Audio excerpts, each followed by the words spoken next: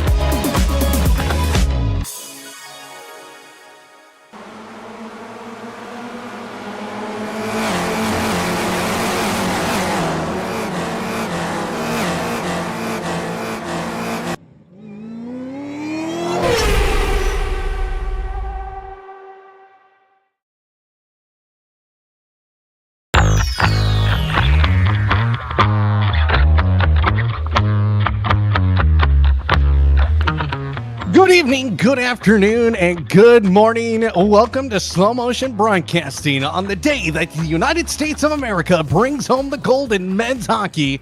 We are here at Road America for XSLR Season 10, round number 19. We are nearing the finish line, and tonight it's gonna be one of those nights, I feel like, Ron, where everything is on the line, but yet nothing. I'm Adam Thomsen alongside Ron Maunz, who's also in charge of the production tonight. And boy, oh boy, we are here at this almost 4 mile long track in the F3 car. Yeah, this track is an absolute behemoth, but I enjoyed the National Park of Speed. There's nothing really like Road America in the world of American motorsports. This track has been around for forever and a day. It hosts some absolutely amazing racing. Here in these F3s, it is a match made in heaven, at least from my own experience. I love this combination. We'll have to see if that same love translates to the drivers who are now hitting the racetrack for their lone qualifying. Well, out first on our screen, the man in the red, white, blue, American colors, it's Jake Ham in the number 85. Unfortunately, our boss Josh Wilkie not here tonight. And that's all right, because I had a load of Canadian jokes ready to go for tonight. But unfortunately, I won't be able to repeat those because in our field, everybody is from the U.S. except for Brad Cathcart, who's our resident Australian. And there he is in his own livery there, but now qualifying underway. Of course, this being a 4-mile long racetrack, this outlap just takes forever. And that's when we kind of have to just fill some time here. Do have to report that Derek Folk does take the lead of the championship after last week and has one hand on that trophy at this point, or just some fingertips. A good result from him and a bad result from Adam Thomsen pretty much seals the deal. And we'll just take a preview of that. There he is, Derek Folk, 419 points, 20 points ahead of Adam Thomsen. Adam Thomsen, a very rough day in the office last week at Sebring. Jake Ham in third. He's not mathematically out of it yet, but he's getting very, very much close. Pretty much a bad run for him tonight. Like last week, he's out of the championships, or defending champion right now on the ropes. Now we're going to get ready for some qualifying laps here as everybody now coming through the final corners here.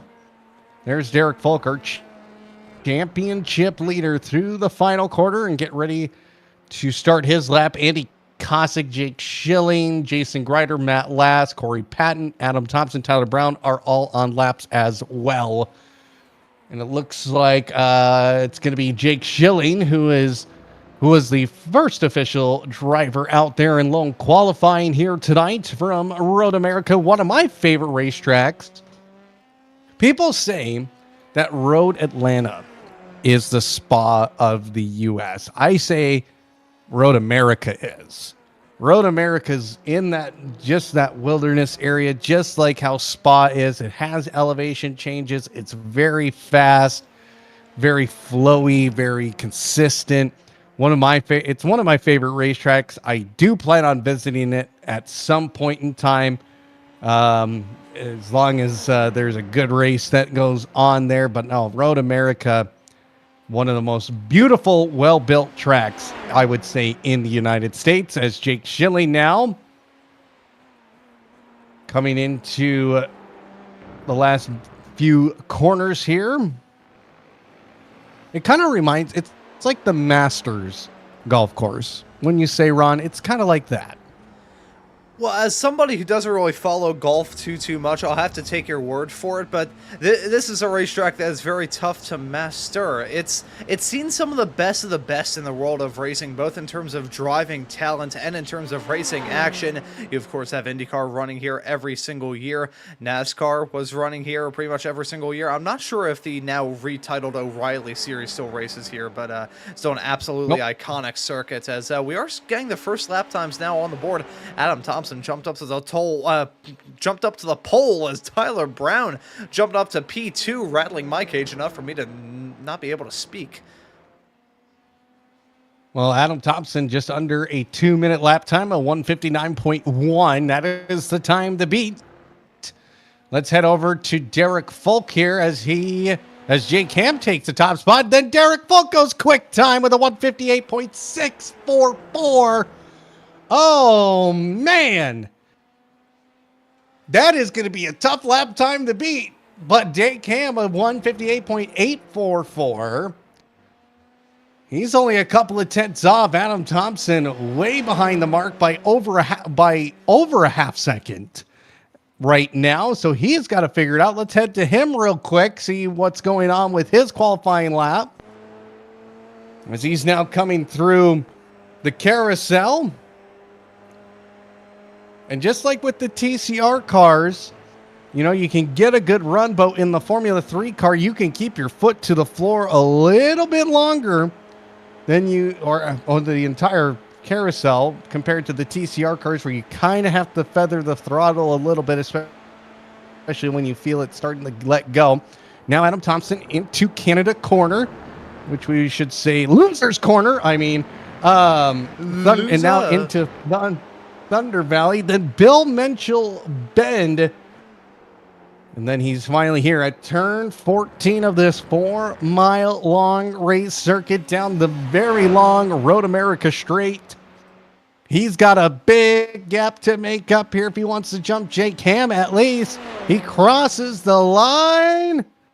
And he does go faster, a 158.776. Let's go to Jake Ham real quick as he is going to get ready to finish up his lap here. Ooh, look at that.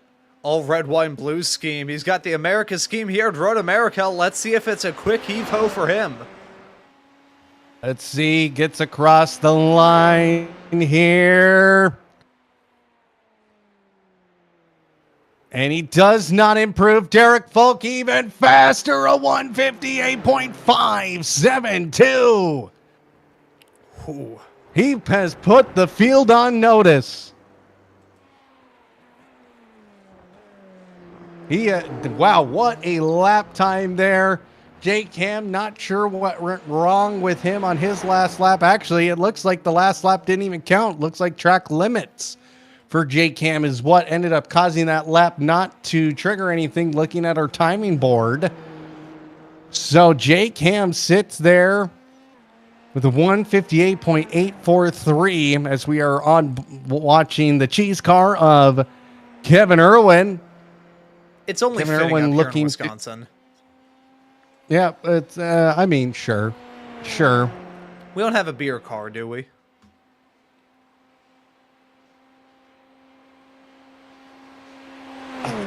No, I don't think so. We need a beer car to go with the Cheesemobile. Maybe next time out at Spa. I mean, Belgium is known for having some good beer as well. So maybe for next week's season finale at Spa, we could have a beer car out there on the racetrack. This is an open challenge to the drivers of XSLR. Well, let's see where Kevin Irwin comes out here again. Qualifying starting to get away from him, and he may not have enough time to get another run in, and he will cross the line. Oh, that was Kevin Irwin's outlap. Joshua Shushi, it does go 11th fastest. Kevin Irwin's not going to get a lap time in here. Actually, hey, that is a beer car. Yeah, and look at the wheels all glitched out too there.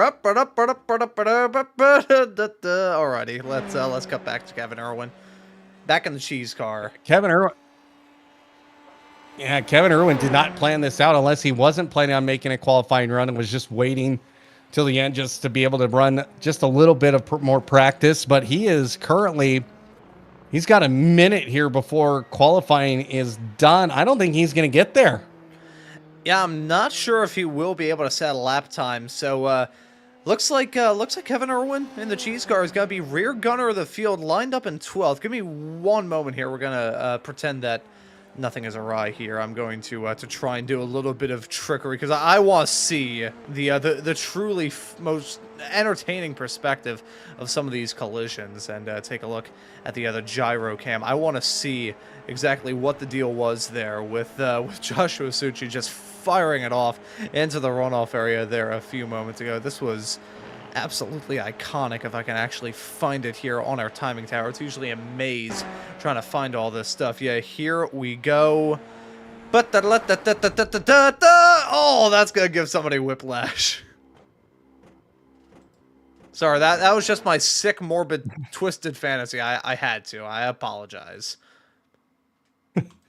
Well, Kevin Irwin does not get his lap time in, and that will end qualifying here. Let's take a look at our starting grid here.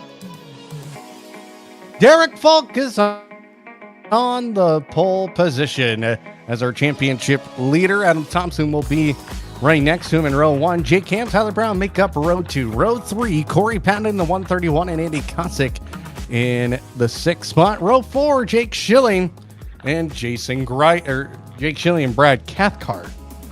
Row 5 is Matt Lass and Jason Greider. Joshua Shushi and Kevin Irwin make up the 6th and final row here. So there we go. Again, Derek Folk, your championship leader for the first time this season. And it's going to be interesting. If Adam Thomsen has a race like he did last week at Sebring, it's over. It is Jover. Yeah, so let's see. I think Thomsen goes to be eyeballing a better run here, but we think back to the TCR race. He didn't have a very good race here either, so let's see how it plays out. Here we go. Lights go on here. 3, 4, 5 lights on. 5 lights will go out, and away we go. Here at Road America in the F3 car. Derek Folk, Adam Thomsen, side by side. Yeah. But we have guys lining up side by side as we go into turn 22. Derek Folk on the inside. Oh! And Adam Thomsen taken out here in turn 1, lap 1. And just like last week, he is, that is just an unfortunate error. And now, Corey Patton had to make an evasive maneuver here. And man, when you thought Adam Thomsen was going to have a great race, he gets taken out by Jake Schilling. Or no, that was Corey Patton. Yeah, Corey Patton was the other driver running into difficulties there. I think Jason Greider also had an off-track excursion, but I think Jake Schilling may have had a fantastic view of all that chaos and craziness breaking out downtown into turn number 1. Let's see it here. Yeah, you can see smoke and chaos going on right in front, but the chaos hasn't ended there. Jake Ham has been able to jump in front of the race lead, and it hasn't been any sort of shenanigans, I think. I think he just was able to get the move done on Derek Folk. We are on lap 1 of 23. Andy Cossack going for a bit of an off-road excursion. Let's take a look and see what happened here with Jake Ham and Adam and Derek Folk going down into turn number 5. And yeah, just gets around him. Derek Folk trying to fight it back on the inside, but that outside line of that corner can be very quick. And Jake Ham able to pull out a gap going up the hill into turn 6 and 7. So now Jake Ham out in front, but Derek Folk is right there sniffing the back bumper, getting the exhaust fumes up into the nose hairs of the 410 as they come into turn 14 here. Here we go. We got a race for the lead here.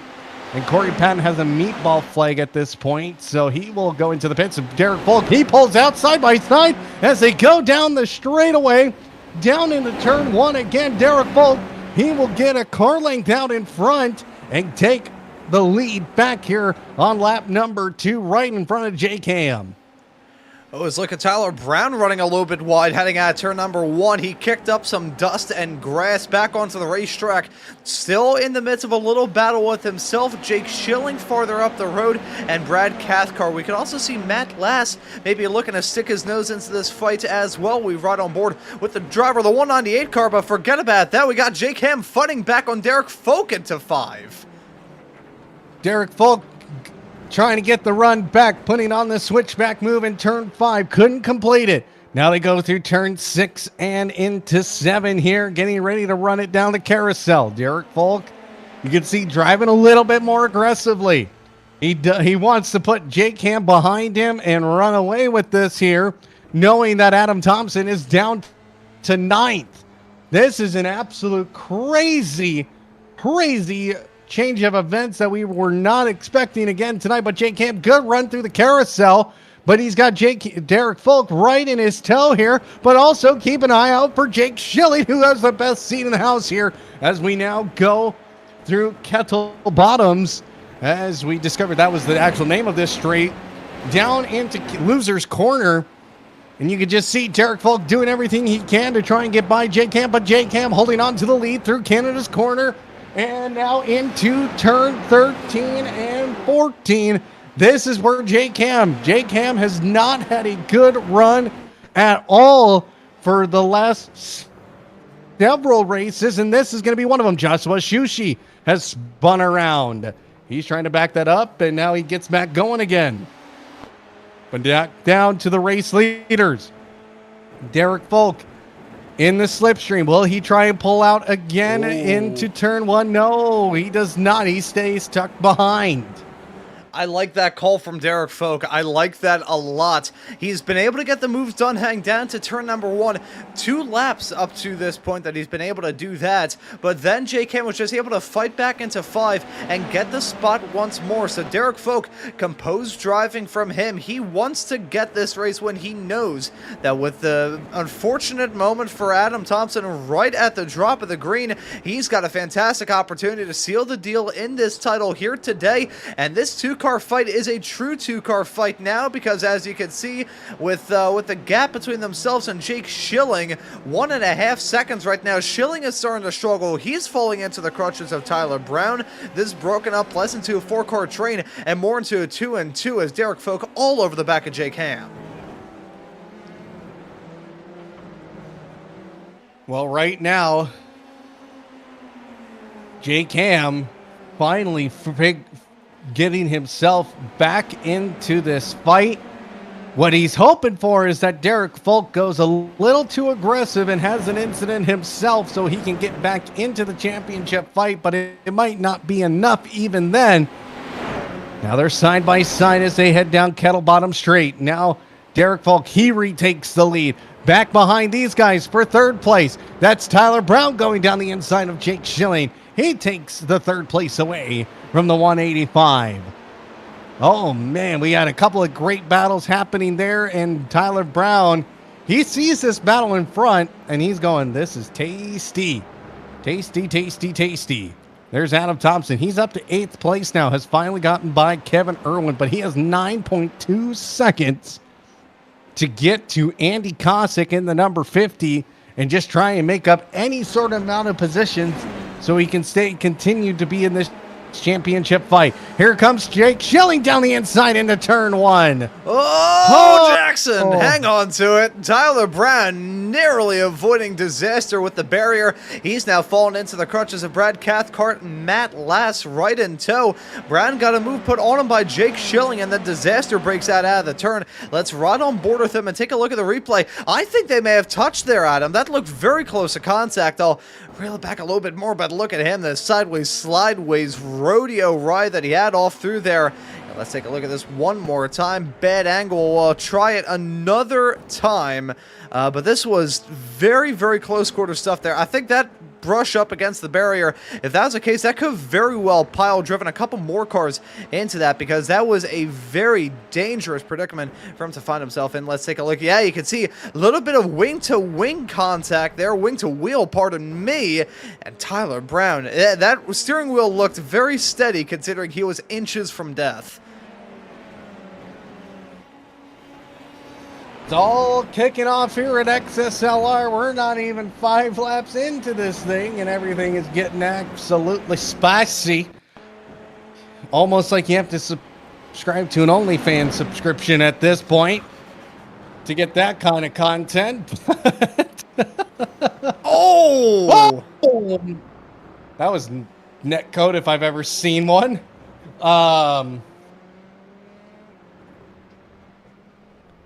Well then. Yeah, only here on XSLR can the conversations range from talking about OnlyFans to bad cases of netcode. I will say, though, I'm going to have to do a little bit of investigative journalism to try and figure out what happened at the start. Because obviously we saw that incident with Adam Thomsen kind of overshadowed what I'd pointed out at the time.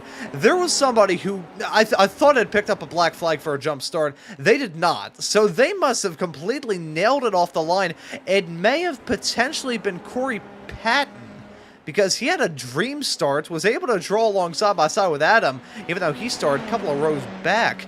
So we're going to wait to see whether this battle up at the front intensifies first, and once it cools off, I'm going to look to try and see the start from Corey Patton's perspective, because it looked like he got off to an absolute flyer. Well, as soon as that's ready, let me know. But our battle for the race lead continuing on here. Jake Ham is hounding Derek Folk. Derek Folk trying to escape the clutches of the 85, and it's just not working out whatsoever here. You can just see he's just doing everything he can. Ron, do we have that replay of the race start?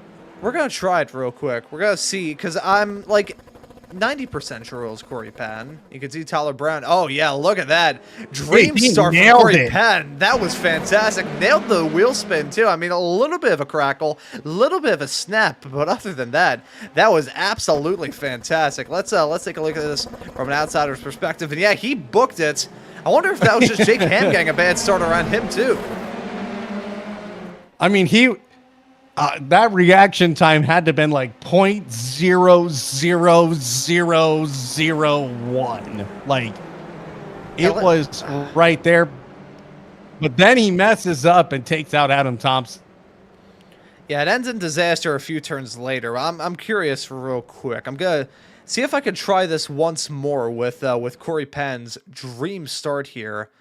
I'm gonna see if I can like keep an eye on it to find. Yeah, there he's already rolling, and then the green flag starts to fly. So, obviously, a bit of a delay with the flag man, because everybody was already up and rolling by the time he actually started to move. But it looked like he got the best start out of everybody in the field. Even if it wasn't a perfect reaction time, the little kid in me that got into motorsports because of drag racing and going to NHRA events as a 4-year-old looks at that, and the neurons fired.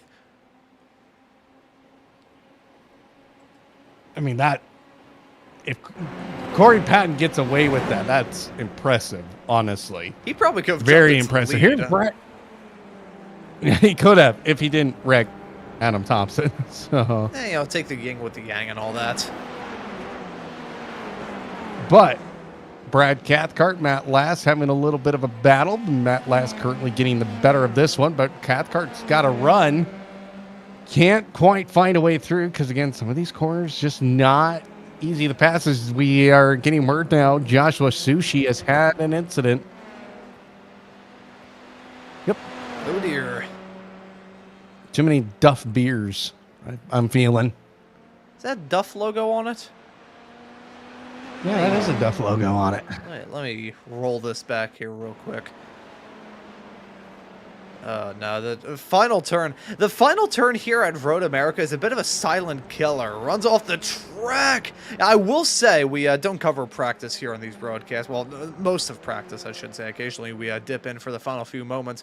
But in practice, there's actually a similar moment like that for Jake Ham. And something may have just gone on with Matt Lass. Yes, he has. Matt Lass is towed back to pit lane, and you can see why. Major damage on that race car. Let's see what the deal was here. Gets a little bit wide into the gravel and head first into the tire barrier. Well, that's how that right there, ladies and gentlemen, is a step-by-step guide of how to turn the front suspension geometry of a Formula 3 car into a puddle of mush. First time mush has been said on these broadcasts this season. There's that. Well, Derek Falk trying to eke away as much as he can away from Jake Ham, but Jake Ham doing a great job here. Just keeping up with our championship leader. And by the way, Adam Thomsen now with a couple of incidences has moved into 7th and has a 5.9 second gap to Andy Kosick.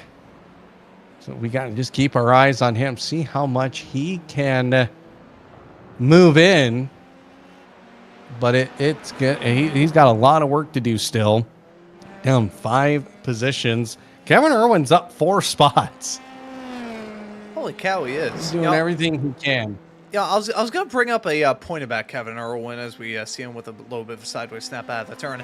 XSLR veteran, he's been doing these races for just about as long as I've been around here on SMB, which, granted only dates back to pretty much the summer of 2024, but still running good. We may have just jinxed him there.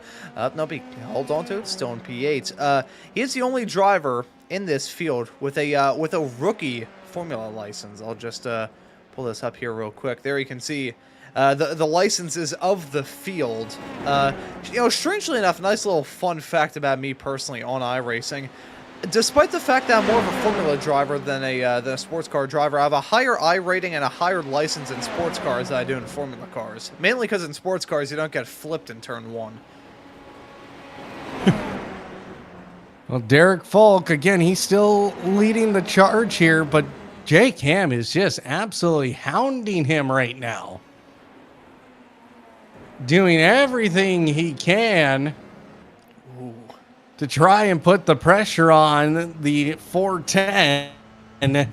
But Jake Ham, he is just on fire right now, getting that draft down the Marine sweep. That's how you pronounce it, Marine. I always thought it was Moraine. Marine. Could be Marine. But one of my old neighbors. Then a lemon meringue pie. Anyways.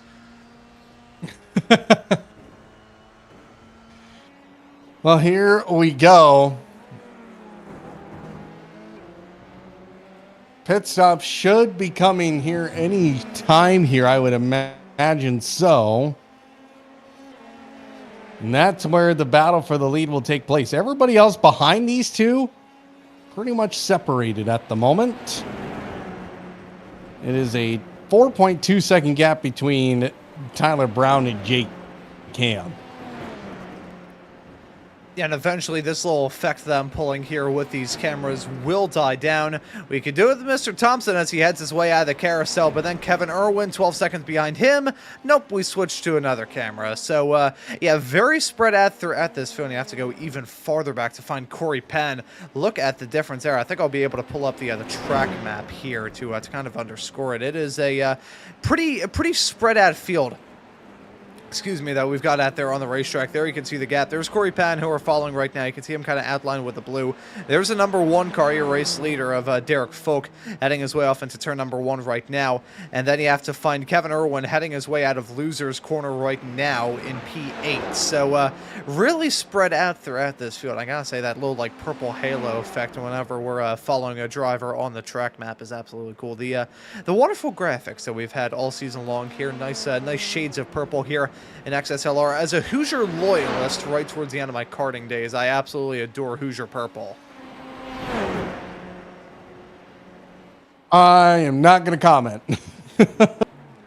Not going to comment. Not a fan? More of a fan of BF Goodrich? From the dirt racing world, we always talk about tires in the late model world. And last year there was a change in the Hoosier tires that pretty much it was pretty controversial.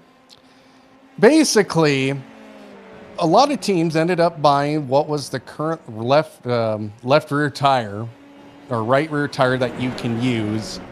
That was the best tire to use. And so a bunch of teams bought these tires up, and a couple months into the season, into the national touring season, Hoosier announces that they have come out with a new tire that was going to be allowed to be used on these national touring series. I'm referencing the World of Outlaw late models and the Lucas Oil late model tours. And there was no tire testing done with it, and it pretty much forced the teams to either start buying those tires, which were more expensive, or start using or just use up their old supply, even though they weren't going to probably be as quick. Well, as the season went on, multiple different racetracks, the right rear tire kept exploding and having issues. So some guys stayed on the old tire, some guys stayed on the new tire, and it was just not fun last year. But the Dome, the Gateway Dirt Nationals, which takes place in December, they ended up using a open tire rule. So you could run Hoosier or All-American Racer. And let me tell you, that was awesome. Hang on. Sorry to budge in here real quick, Adam. All-American Race, like the company that Dan Gurney started by any chance? Because I know that his old IndyCar operation that ran up until the 90s, they were under that same name as well. Is that the same company? I should say it's American Racer tires. Gotcha. So, yeah. Yeah, that's the other tire company that a lot of like regional tours and stuff uses. So, and just so everybody knows what I'm talking about, all the like dirt track national tours only allow Hoosier tires. They don't have an open tire rule. You have to use the Hoosier tires that the sanction body says you can use. So it just created some issues, and some teams were not happy about it, and it was a debate amongst the super dirt late model fans and everything. So whenever someone mentions Hoosier, I'm kind of like, ugh.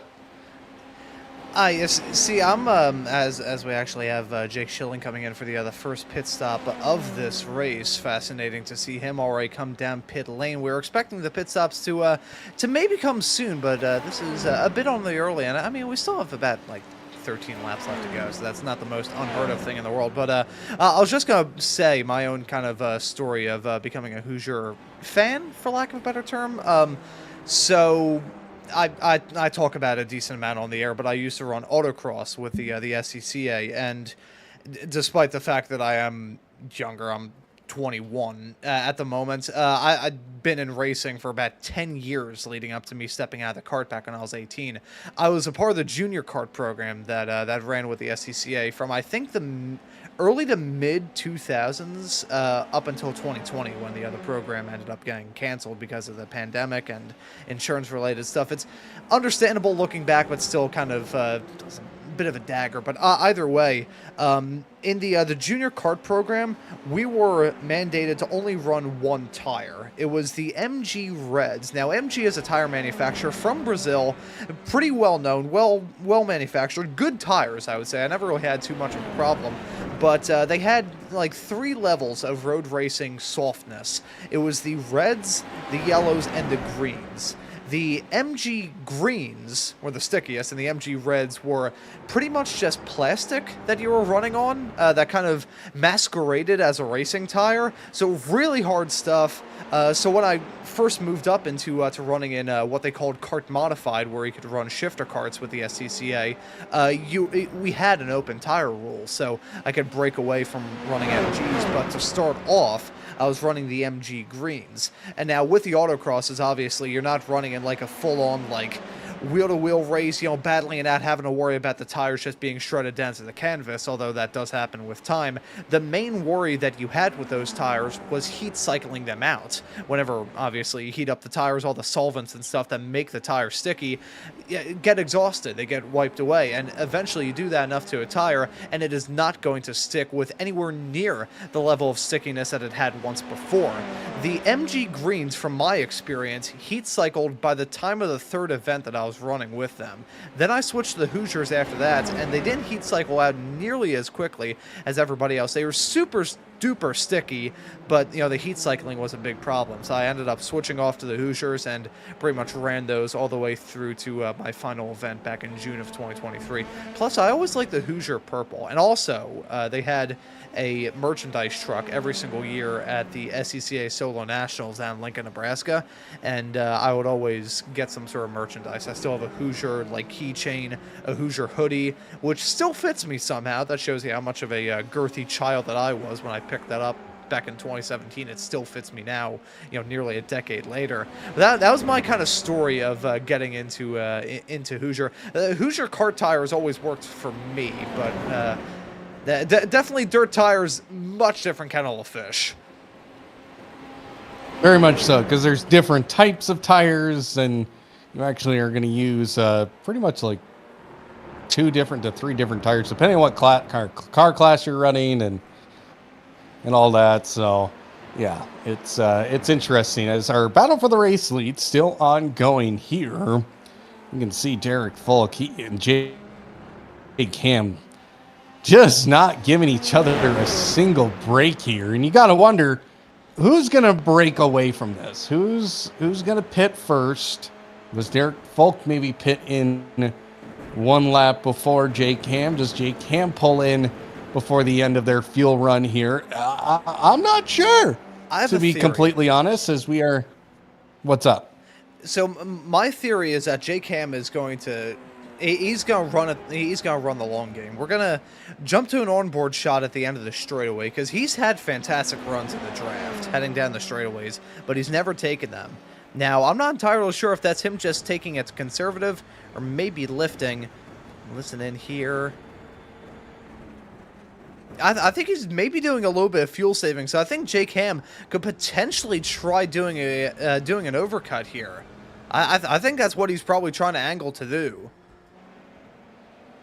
Or is he trying to save that fuel so he has a quicker pit stop? That could do it as well, yeah. I think either way, he's trying to do it through pit lane, because, I mean, you can get moves done here, but it's a heck of a lot easier said than done. So that is, I think we're striking on a good formula here, and I think that's a good call, frankly, from J-Cam. One thing that may force these drivers' hands on, I just noted it, having the track map graphic up. There's Joshua Succi with a car that still looks slightly damaged. Now we'll jump to an onboard shot to see whether that is the case. Oh, that thing looks like an absolute monster to deal with. And, you know, Derek Folk and Jake Ham, they are right there. It is not a large margin between those competitors. So I wonder if that lap car of Succi may potentially affect these driver strategies. Very well could.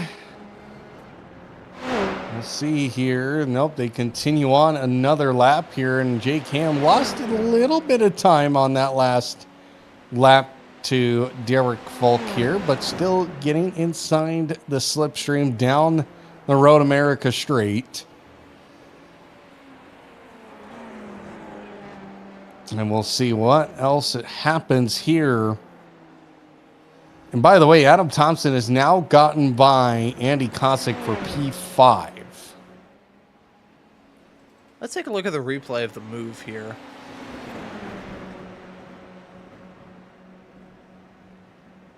Pretty straightforward. Yeah, textbook stuff right there. Just a little bit got potentially, yeah. Kosick going off the circuit, heading off into the turn. Yeah, you see, we say it's straightforward, and then, you know, Adam Thomsen, who we called the harbinger of chaos earlier on this season, it's always something kind of surrounding. There's always a ghoulish cloud of just like, what do you say, fear surrounding Adam? It's like terror. Well, it's falling apart. Yeah, I mean, his season is falling apart here. He was the guy to beat this season. Went on a magnificent run of races, win after win after win. And then at the Rallycross race at IRP, we started to see a crack. And that was when he wrecked into the wall and Derek Folk went on to win. The very next week, who won that race? Yeah, I think that was kind of the start of it all, even though Adams just kind of moved on to jump his way up into fourth. Good recovery drive from Brad Cathcart, but yeah, ever since then, it feels like the momentum has completely shifted as we see Tyler Brown coming into the pit lane from third in this race. But yeah, this is an odd little reference here, but I'll make it anyways because that's kind of my motif here on these broadcasts. If anyone's obviously seen any of the the Ice Age movies, you know, the squirrel with the acorn, and there was this one scene, I think it was in a short that animation studio made, of the squirrel like sticking the acorn into an iceberg and just like completely cracking it, just cracking it in half.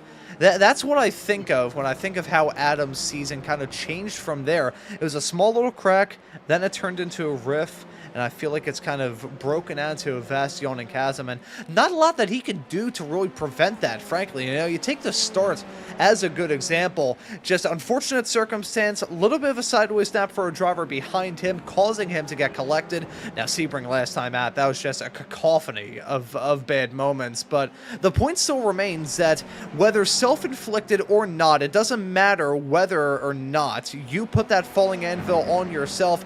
If you're the one with the headache at the end of the day, you're going to be the one having to take the pain relief medication. So Adam Thomsen, they may not have all come from him, but those falling anvils have certainly struck, and they've definitely left a goose egg.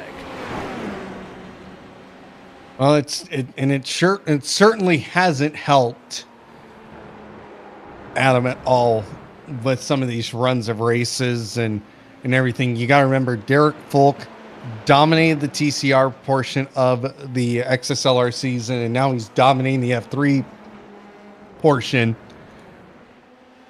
And I'm just going to pull up the results here on my end as these two continue to battle it out.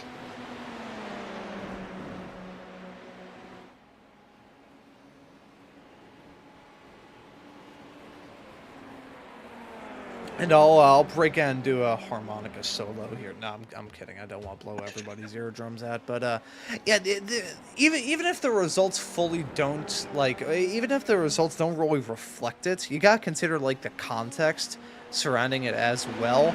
You know, a run up in a podium spot just all throughout the day, not really having to worry about battling back, that has a lot better of a feel to it than having to battle back from the brink of absolute catastrophe. And you know, Adam, props where props most certainly do. We make a lot of jokes about him as he makes jokes about us, but you know, he is still a pretty decent iRacing driver and fairly proficient here in these F3s, but it's just been a lot of circumstances kind of playing out. He also missed the first 3 races of the season back when we were running the ARCA cars way back in fall of last year. He was on deployment in Guam at that point in time, so you gotta consider that maybe it's just the universe saying, no, this is not your season 10 championship. And certainly ever since that win on the rallycross, we talk about how the momentum shifted in a bad way for Adam Thomsen. It shifted in a fantastic way for Derek Folk, as even though he still has Jake Ham all over the back of him and may have to try and fight for it after the pit stops are done and dusted here, Derek Folk, after that win with the rally cars, we were thinking that he was going to be the road course ace. But the fact that his time in the rallycross cars right before we got off into the road stuff, that was the start of the momentum beginning to shift, as we see now the both of them. Oh, there we go. Derek Folk and Jake Ham. I thought they were going to come down pit lane. They both faked it out. Some trickery here. And I am seeing here Corey Patton and Kevin Irwin have had an incident here. Corey Patton's back in the pits. So I wonder if something happened there. Let's see. Here's Kevin Irwin going down into turn 5. Yep, where the car went. No more. All right. And let's see what happened here to Corey Patton. I made him go back to the pits as he is. Oh. Well, Corey Patton has now been abducted by a UFO. Did he run out of fuel?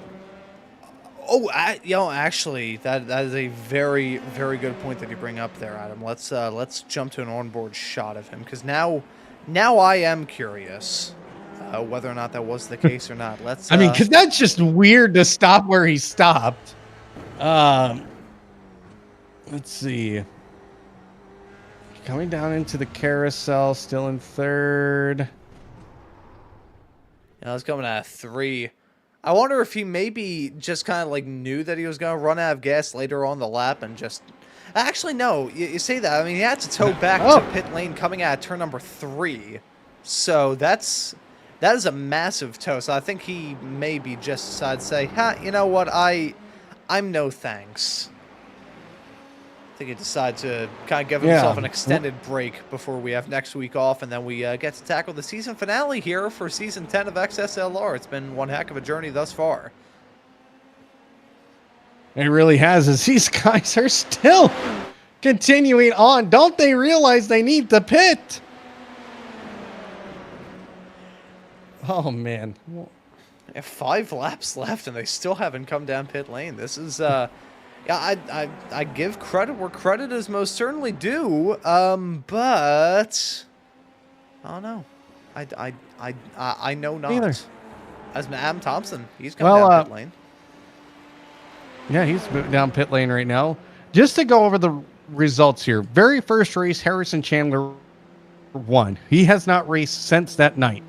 Jake Ham then went on to win back-to-back races, and then Andy Kosick won at Talladega. Remember, and Talladega was just one of those crazy races. Then Adam Thomsen went on a run of 1, 2, 3, 4, 5, 6 races in a row, winning at Eldora, USA International, Lanier, and the dirt track in Charlotte. So he swept the big block modifieds. Won at the Daytona Rallycross in Sonoma. Then Lucas Oil, or IRP. Derek Folk got the win there. That was when Adam Thomsen crashed and retired. Then Adam Thomsen came back the next week at Echo Park Speedway and won there. But then Derek Folk rattled off 3 wins in a row in the TCR, and then Adam Thomsen was able to get a win back at Daytona Road Course. But Derek Folk has now won back-to-back races here. And, I mean, we're getting to that point here, and he's retaking the lead. He's taken the lead of the championship because of last week at Sebring, where Adam Thomsen had not the best day in the office. So here we go. Lap 18 of 23. Someone's got to pit. It looks like it's going to be Jake Ham to crack here first. Fascinating. So we I were actually thinking that agree. he was. I agree with this. Oh, I want to hear your case behind this because I'm a little bit not befuddled, but I am intrigued by this call from Ham. Well, here's the thing. He's going for the undercut. He has the speed to match with Derek Folk. Also, he's going to be able to be in pit lane a little bit less than Derek Folk because his fuel tank has a little bit more fuel in it than Derek Folk does at this time.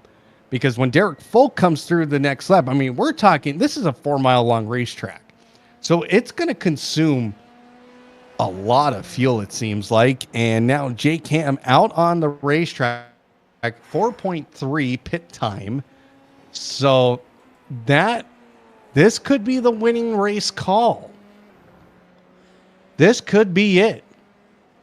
Do we see Jake Ham getting the win here tonight, and his first win since the ARCA series here at XSLR with that pit call? I think I'm actually confident because you look at some of these guys. Tyler Brown 6 seconds, Jake Schilling 8 seconds, Adam Thomsen was in for 4.9 seconds, Jake Ham 4.3 on the dot. And now here's an odd question to ask here, Adam. If Jake Ham, this is a big if. We still have to see this pit stop from Derek Folk. What sort of time will he be able to run gun to gun, line to line on pit lane? But if Jake Ham can win this and Derek Folk finishes right behind him P2, as we kind of expect, it would still be, it would still be advantage Derek Folk heading off into spots. He now peels off the track and heads down pit lane. But if Jake Ham gets the W here, would that give us a 3-horse race in the championship heading off into the season finale? Jake Ham definitely on the outside looking in. Yeah, it's that he would have to hope for Derek Folk to get struck by a massive falling anvil here, wouldn't he? Yeah, Derek, this is the race for Jake Ham that he needed Derek Folk to have some issues. Here we go. Derek Folk going to be pulling into his pit box. He'll be in pit stall number 1. And he's still driving Jake Ham on the front straightaway here. This is going to be close. This is going to be absolutely massive here. And Jake Ham, if he can get across, then Derek Folk does take off. Yeah, Derek Folk, 4.2 seconds down in the pit stall. Now it's not over yet. We still have a couple laps left to go, but Derek Folk able to ascend the challenge. Only a tenth, actually less than a tenth of a second quicker down in the pit stall. 0.2 of a second quicker down pit lane though. So I think it was a bit more brave and bold heading off to the pit lane speed line. very, very tough to nail down the entry here. There's actually been some crashes in real life, and most certainly in the sim, of drivers kind of being a bit miscued on the pit entry here at this track. But Derek Folk able to withstand the challenge and cycle out to the race lead still. Now, again, still have a little time left to go, so it's not over yet for Jake Ham.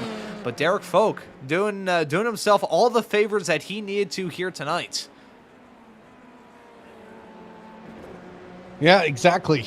And, you know, he has his fingertips on the trophy. And if he maintains this position, he will have them one hand on the championship trophy here. And it will be interesting to hear kind of the reaction from him. I don't think he I don't think he saw what happened to Adam Thomsen, but he definitely knew something went awry here. Now, yeah, actually, excuse me. On the subject of Adam, though, sorry to budge in here, Adam. That's always a little bit funny to say. But Jake Schilling, holding on to fourth right now, he is losing a little bit of time, it must be said, to Adam. We're gonna try and pull it up here real quick. There you can see the gap as it has kind of grown and shrank. You can see, obviously, still had to wait for Adam to come down pit lane, which he did not too long ago. It was on lap 17 when he came into the pits compared to Jake Schilling at 10. But you can see that Adam is starting to close up that gap just a little bit. Last time by was about 2 seconds, but now it's 1.7. Could Adam jump his way up into fourth? Now, if he still gets P4, I think it will be advantage Derek Folk, obviously, in the championship. But Adam choosing to peak at the right time here, just set the quick time at a 157.9. That is the fastest lap of the race by some margin as well. So I think Adam is going to try and gun for P4. Maybe for the championship, most certainly for bragging rights, but to try and cap off what has been a tough run so far here in these F3s, but just keeps some kind of momentum rolling heading off into the final weekend break of the season. Well, honestly, he just has to do everything he can possible. I mean, that's it. That's all he has to do. He has to keep himself, and he has, you know, it's a 20-point gap. And you got to remember, with Adam Thomsen missing 3 weeks in a row, he has no drop weeks left. Where he has right now, none of his points will drop off. So, and where Derek Folk, his points, you know, in the current championship standings show the drop points. So what we see right now is what we get. Well, that makes it easy. Yeah. I guess there for Jake Ham or for Adam Thomsen. Yeah, Jake Schilling. But he's got a long ways up the road now. And Jake Ham went off the track as well. It's into 5. Oh, no. Clipped the inside curb and just fired him off the road. I'm going to try and take a look at a better camera angle there. A little bit quick on the gun for TV1. TV2, yeah, there you can see. Rattled over the curb, and you can see him clip the berm of the grass and the gravel there. Jake Ham nearly getting all 4 up off the deck, and that's allowed Derek Folk to drive off of the sunset. Thomsen with a black flag. This day just cannot get... It's like one thing after another for this man. And if he doesn't take that black flag, he will get a time penalty at the end of this one. What do you do? I mean, you got an 8-second gap behind you. Do you risk it or... man. I guess it would be a 40-second penalty. I think it would be the poor man. Would be a 40-second penalty, I believe, if he did not serve the penalty, which I believe is a drive-through here. So it's about 40 seconds either way. Would you take that black flag after the checkered flag, or would you just decide to kind of, you know, bite into the slice of crap pie that you've been given? It's like, what would you rather eat? A not very tasty hot dog or a not very tasty hamburger? Your taste buds aren't going to be scratched either way. So this I can't even say it's a catch-22. He's pretty much just screwed either way.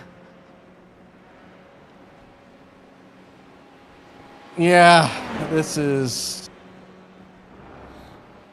a tough decision here. And we'll see this next lap will decide it for Adam Thomsen, because the start-finish line is halfway down the pit straightaway, so it doesn't, regardless, he has to take it this lap.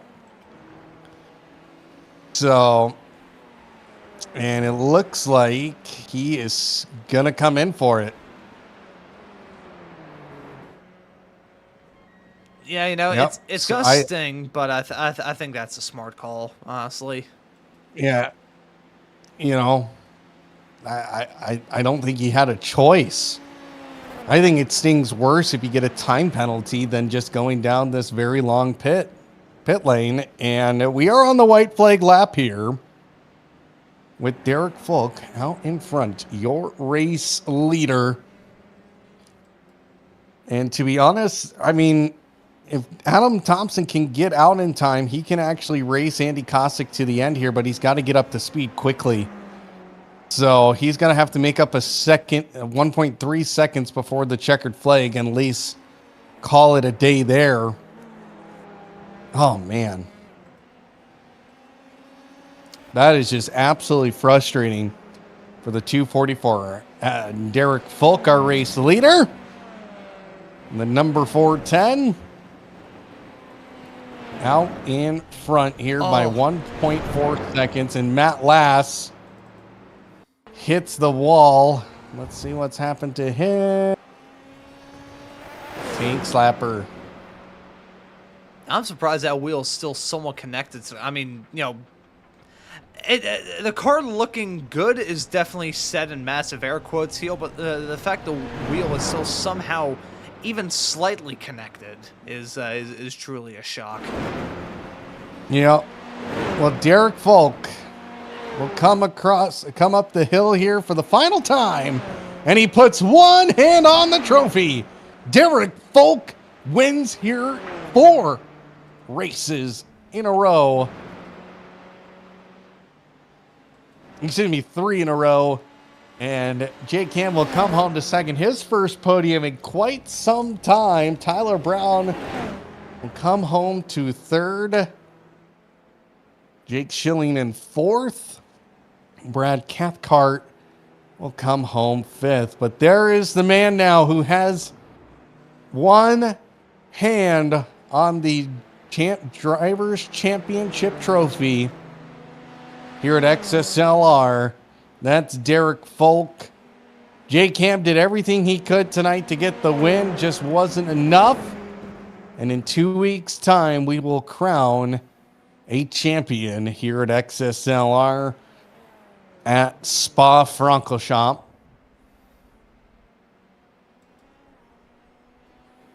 Adam Thomsen coming across the line. He will finish in 7th tonight after starting in 2nd. I mean, ay. This man cannot catch a break. All the bad luck starting to hit him when he didn't need the bad luck. You know, I'm trying to think of the best way that I can sum it up for Adam. It's I think just the phrase ay is really the best way we could sum it up. Ever since that IRP race for the rally cars, it's been trouble after trouble after trouble after trouble. And the worst part is, not a lot of it has been self-inflicted. Sometimes it's just been chaos breaking out around him. But yeah, I mean, it was always going to be a bit tough for Adam to try and gain the other championship here in this season, considering that he started not even being able to race. But, you know, it's just, he fought hard, and it looked like it may have been his for the taking, but Derek Folk been able to bring the thunder right towards the end of this season.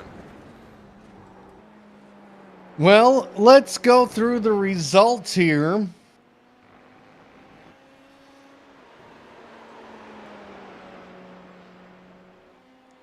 No. Derek Folk, your race winner over Jake Ham. Tyler Brown in third. Jake Schilling will come home to fourth with Brad Cathcart making another top five. Andy Kotzik in sixth. Adam Thomsen in seventh. Kevin Irwin, oh my. In eighth, Jason Greider in ninth. Joshua Shushi, 10th place. Matt Lass and Corey Patton in 11th and 12th. And in the background there, we just witnessed a literal homicide. We're running that one back. Stand by, folks. Oh! Oh my, that was such a hard impact into the back of Derek Folk's car. It actually blew his motor up. Let's And ladies and gentlemen, that is how a Formula V is made. the circle of life here. This broadcasting company is now turned into Nat Geo. Let's move off into the interviews as quickly as we possibly can, because I think I may need to go to therapy now. Well, let's bring in our race winner here tonight.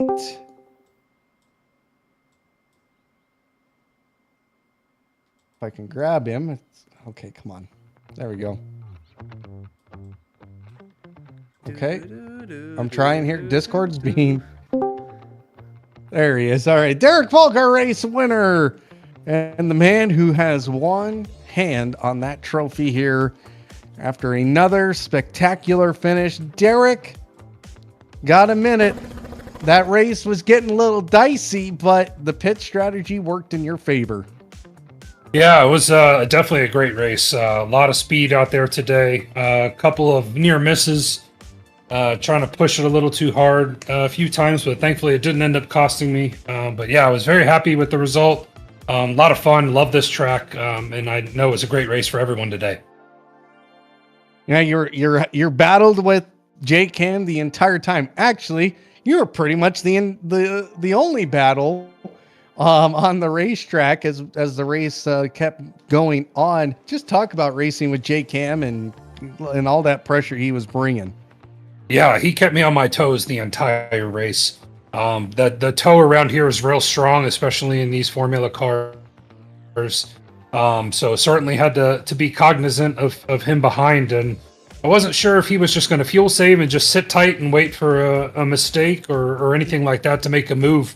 Yeah, but the pit strat ended up working up great, being able to run one extra lap longer, was able to create a little bit of separation, and I know he had an off track or two there toward the end. That certainly hindered his ability to kind of get back up to me. But yeah, certainly had to be pushing the entire time because I wasn't sure when he was going to strike. Well, you have one hand on the championship trophy now. How does it sound that you have the momentum to become the season 10 champion? Yeah, it feels great. I'm excited for next week. I love Spa. Great track. I think we'll have a lot of great racing there, and obviously any kind of formula racing definitely brings a high energy. So looking forward to next week to see what unfolds. But looking forward to it. It's been a great season so far. Learned a lot again. This is my second season with XSLR. Really learning the different types of driving. This is my first time driving the F3 cars and having a blast. And I know everyone out here is a great sport, great league, great guys. And it's been a lot of fun. So really looking forward to next week to hopefully bring it home. Well, that's in 2 weeks' time. At least according to our schedule, it is in 2 weeks' time that we'll be at Spa. So you get a week break here to kind of prepare yourself. But who would you like to thank for your third race win in a row here? Yeah, absolutely. As always, I'd like to thank you guys in the SMB booth, all the guys over at XSLR. Big ups to Tyler Brown. He helped me out a lot this week, learning this track and getting faster, teaching me some tips and tricks. And then, of course, everyone over at Zoot Lord Racing Factory helping me put this car on the podium today. All right. Well, congratulations, Derek. We'll see you in 2 weeks' time. Cheers. Derek Folk, our race winner. We'll bring in Jake Ham, who we haven't talked to in a while, our second place finisher, Jake Ham, in the broadcast booth. Jake, you're finally back on the podium here. But that race with Derek, that was sure something.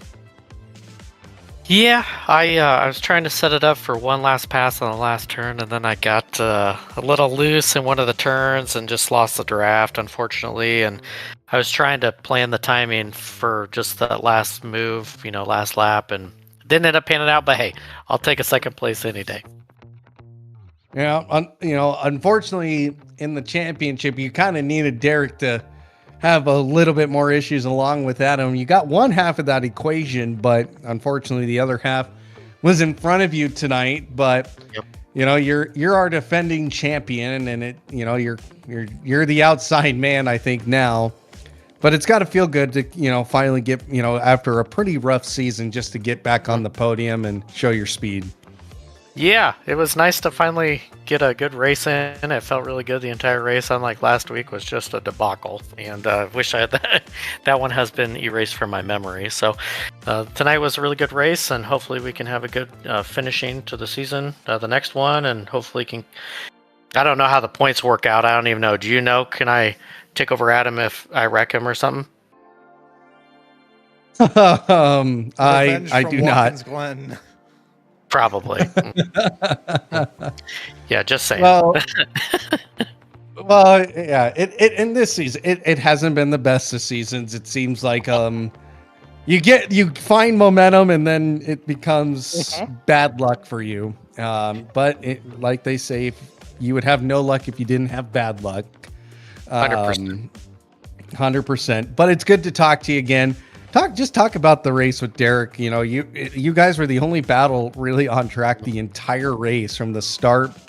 And it led to, I thought, a really, really just nice ending to that race. The pit strategy, unfortunately, just didn't work for you. Yep. Yeah, I thought if I was able to hang back, kind of draft him, I'd be able to save a little bit more fuel, have a little bit shorter stop, come out in front of him. Because we went back and forth there a couple times, at the beginning, and I just knew that him staying in the draft, which was going to happen, I wasn't ever going to shake him. And so I was just like, I'll just hang back, just kind of plan for the end move. And that's just really where I messed it up. I came in too slow into the pits, which probably took me an extra couple seconds. And then so I was able to catch back up to him after he made his pit, which was surprising to me. And then I just couldn't finish it. It's unfortunate, but having a blast in the league, driving these cars that you don't drive normally gives you the opportunity to experience so many different things. So it's just been fun. So anybody you want to thank for your second place run? Heck yeah. I want to thank you guys.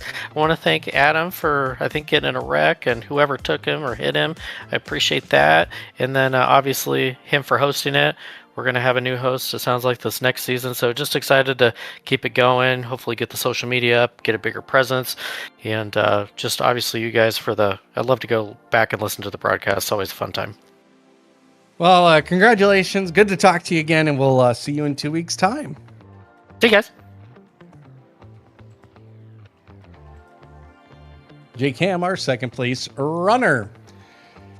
Well, Ron, we are one step closer to crowning a champion here at XSLR live on Slow Motion Broadcasting. And his name is Derek Folk here, who is looking to claim his very first championship. Yeah, so Derek Folk, who we didn't really consider to be a driver to think about in terms of the championship until a little bit later on this season. He has come alive as of late. So when this series returns for the final time in Season 10, an odyssey that began all the way back in September, if my memory serves me correctly. Time flies when you're having fun. It's been a fantastic journey. We've had a lot of ups and downs, lots of funny moments, some nice conversations about racing, and some good racing as well. But Spa, in 1 week's time, to bring this season to a conclusion, is not the only broadcasting that we have got here on Slow Motion Broadcasting. We've got a lot of stuff to look forward to week in and week out. I just realized that's a little graphic that I have for whenever we're interviewing Adam. That is not what I'm looking for, although thankfully he did not run out of gas here today. We've got the American Muscle Series returning here to SMB at the Miami Autodrome this upcoming Tuesday at 9:10 p.m. Eastern Time. Sim Racers Group F4 coming to you from Circuit Zandvoort a little bit later on that night. Now, we actually have a double feature this upcoming Wednesday. SRG F3 will be at Silverstone on the 2008 scan of that racetrack, and we'll also have Ray Esports Club Racing League action for you as well. Running off the month of February with the Formula V Weekend Warriors at Okayama, and kicking off the month of March, not with XSLR, although you'll be able to catch that in 2 weeks' time on Sunday the 8th of March for the season finale. We've got a Weekend Warriors double feature. It doesn't have the Spec Racer Fords listed, but the Formula Fords will be at Silverstone, and the SRFs will be on later on that day. That will be at Imola. So that's a lot of racing actions to look forward to here on SMB. There's been a show going on around the same time as the Liberty Bell Buddy Race, so you can check that out once you're done with this broadcast here. But Adam, a pretty fantastic season up to this point, but we have one final night of action to look forward to in 2 weeks' time. Gotta say, it's always been a treat to be with you here in the broadcast booth, fiddling all the camera work, but we've got one more adventure, man. We're heading off to Spa to round it all off. Yep, and that will be in 2 weeks' time. So next week, we are not on the air here at XSLR. So, but what you can always do, there's that one particular button right underneath this video. It is the subscribe button. You just click on that. Just do it. Just do it right now. And then click the notification bell, so you just know whenever we go live here at Slow Motion Broadcasting. Also, give this video a like and let your friends know that that Slow Motion Broadcasting has some great iRacing League content here, streaming live mostly daily. So, and also stay tuned, because we're always working on other things and coming up with ideas, and of course, always looking for other ventures as well here at Slow Motion Broadcasting. Ron, thank you. The camera work did not suck tonight, so good job. Thank you very much for that. Yep, and for you viewers at home, thank you very much, as always, for tuning on in. My name is Adam Thomsen. For Ron Maunz, Josh Wilkie, and the rest of the crew here at Slow Motion Broadcasting and XSLR, we will say good night, and we'll return in 2 weeks.